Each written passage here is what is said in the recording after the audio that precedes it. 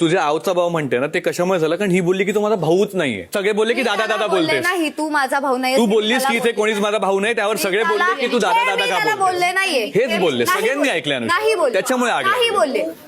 जर तू रडतोय याचा अर्थ मी रडल्यासारखी आहे तर तू ठरव तुला काय करायचंय. मी तुझ्या प्रत्येक वाईट मोठ्या छोट्या चुकीच्या सगळ्या गोष्टी तू बी असत.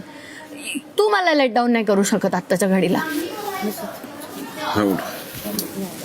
हे जे पेट्रोल टाकले ना त्यात हिचा पण हात आहे.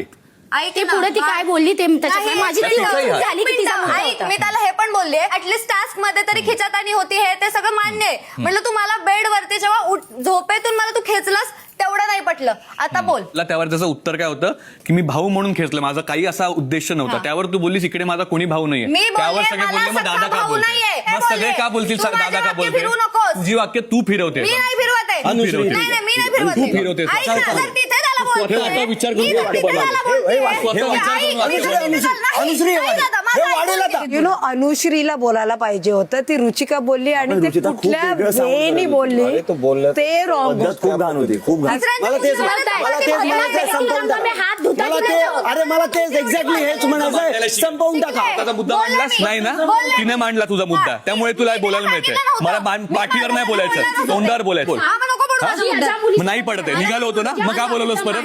चपाती भाजायला तू बोलवलंस. मी निघालो होतो. मला कळलं मी निघालो. चपाती तू भाजतेस. पाठीवर नाही बोलायचं.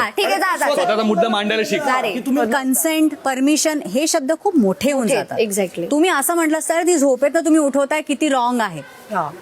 तिला राग करेक्ट समजलं असतं पण हे कन्सेंट परमिशन कुठनं आलं लगेच. आतमध्ये स्वतःची वाक्य फिरवतात ती लोक. काय ती बोलली ना तुला की हा तू माझा भाऊ नाहीयेस मग तुला काय बोलू बोलते मी असं बोललीच नाही. मी बोलली काय बोलते. मी बोलली तू हे बोल. नाही मी काही नाते बनवतच नाही. माझा भाऊ नाहीये कोणी. काय बोलते मला कोण सख्खा भाऊ नाही. म्हटलं तू हे बोललीस ना ह्याच्यामुळे हे चिघळलं.